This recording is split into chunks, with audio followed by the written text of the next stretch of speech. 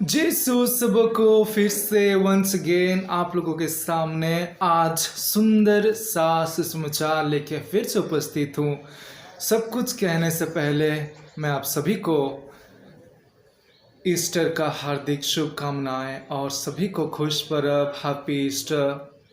समस्तों को बहुत बहुत यात्रा नमस्कार। क्रिस्तो मेरी युवा साथियों, में आज बहुत खुश हूँ क्योंकि 40 दिनों के बाद हम लोग कल संडे था, हम लोग ईस्टर मनाए और ये जॉयफुलनेस, ये जो सुंदर सा पर्व है, ये सुंदर सा हम लोगों का प्रभु यीशु के साथ हम लोग जो पुनरुत्थित प्रभु यीशु के साथ हम लोग आगे बढ़ते जाएंगे। 40 दिन 50 दिन तक 50 डेज 50 दिन तक हम उनके साथ रहेंगे। वो जॉयफुलनेस, वो आनंद उसके साथ हम मनाएंगे जब तक प्रभु यीशु स्वर्ग आरोहण कर ले, स्वर्ग में उतर ले। मेरी युवा साथियों, हम लोग आज प्रभु यीशु को धन्यवाद दे। हम सभी को सुंदर सा दिन, सुंदर सा समय, सुंदर सा मौका दिया है उस पुनरुत्थित प्रभु को, उस पुनर्जीवित प्रभु को पाने के लिए, उसको हमारे जीवन में उतारने के लिए हम लोगों को मौका मिला है। मेरी युवा साथियों, जो प्रभु यीशु के साथ रहता है उसके जीवन में रौनक आ जाती है। जो प्रभु यीशु के साथ उसके वचनों पर चलता है उसके जीवन में आनंद ही आनंद है। मेरी ख्रिस्त में युवा साथियों, ख्रिस्तीय जीवन हमेशा आनंद से भरा नहीं रहता है, लेकिन चुनौती आती है, बहुत सारी मुश्किल, बहुत सारी परेशानियां आती है, लेकिन यीशु हमको कभी भी पीछे हटने नहीं देते हैं, टूटने नहीं देते हैं, हारने नहीं देते, हमको सामना करके आगे लेके जाते हैं। आज आइए पुनरुत्थित प्रभु को हम लोग सुनेंगे, जो पुनरुत्थान होने के बाद वे किस तरह अपने जीवन को आगे लेके जाते हैं, शिष्य लोगों को मिलते हैं और वो शिष्य लोगों के साथ और अन्य औरत लोगों से मिलके, नारियों से मिलके वो किस तरह उन लोगों को प्रस्तुत करते हैं दुनिया में, सारी जगत में सुसमाचार का प्रचार और प्रसार करने के लिए। मैं आप सभी को आमंत्रित करना चाहूँगा, आइए हम आज का सुसमाचार सुनते हैं। ख्रिस्त मेरे प्यारे भाई और बहनों, आज का सुसमाचार हम लोग सभी को ही जानते हैं कि संत मत्ती के अध्याय 28 पद संख्याएं 8 से लेके 15 तक लिया गया है। आइए हम लोग सुनते हैं। स्त्रियां शीघ्र ही कब्र के पास से चली गई और विस्मय तथा आनंद के साथ उनके शिष्य को यह समाचार सुनाने दौड़ी। आनंदित होके, विस्मित होके ये सुसमाचार कि प्रभु यीशु जी उठे हैं बोल के उन लोग दौड़ते हुए जा रहे हैं शिष्य लोगों को बताने के लिए। ईसा एकाएक मार्ग में स्त्रियों के सामने आकर खड़े हो गए और उन्हें नमस्कार किया। वे आगे बढ़ आई और उन्हें दंडवत कर उसके चरणों में लिपट गई। ईसा ने उनसे कहा, डरो नहीं, जाओ और मेरे शिष्य भाइयों को यह संदेश दो कि वे गलीलिया जाए, वहाँ वे मेरे दर्शन करेंगे। स्त्रियां जा रही थी कि कुछ पहरेदार नगर आए। उन्होंने महायाजकों को सारा हाल कहकर सुनाया। महायाजकों ने नेताओं से मिलकर परामर्श किया और सैनिकों को एक मोटी रकम देकर इस प्रकार समझाया, तुम लोग यही कहो कि रात को जब हम लोग सोए हुए थे तो ईसा के शिष्य आए और उसे चुरा ले गए। यदि यह बात राज्यपाल के कान में पड़ गई तो हम उन्हें समझाकर तुम लोगों को बचा लेंगे। पहरेदारों ने रुपया ले लिया और वैसा ही किया जैसा उन्हें सिखाया गया था। यही कहानी फैल गई और अब तक यहूदियों में प्रचलित है। यह प्रभु का पवित्र सुसमाचार है। मेरे ख्रिस्त में मेरे युवा साथियों, अगर आप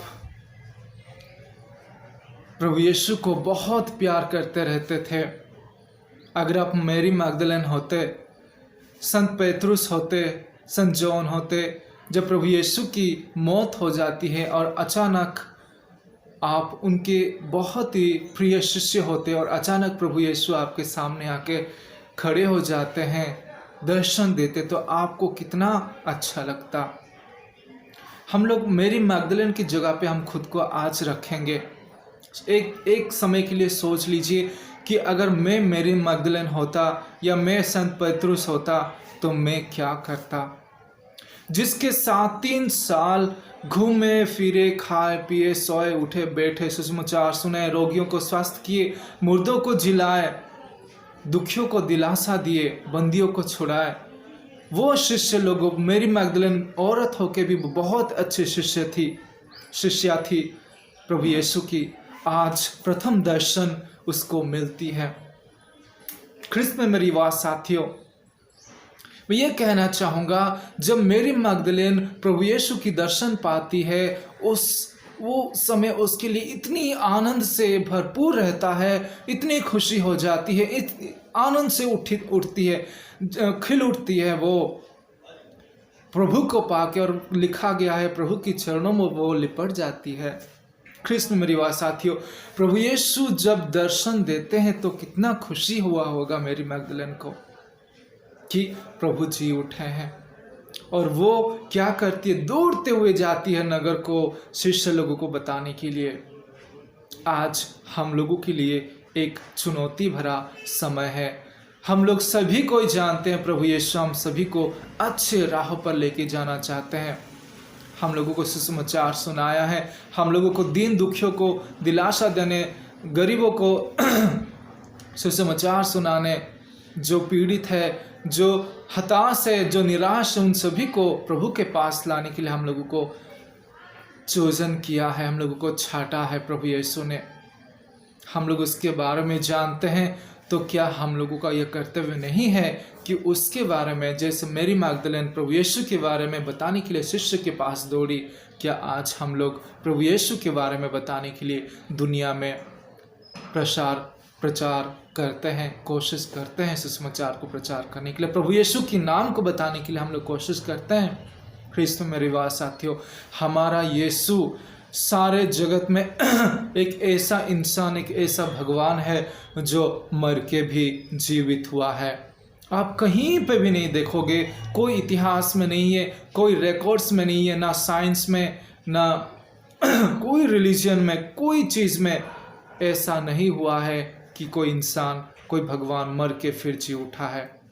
ये सिर्फ प्रभु यीशु का कार्य है और प्रभु यीशु ही करके दिखाए हैं।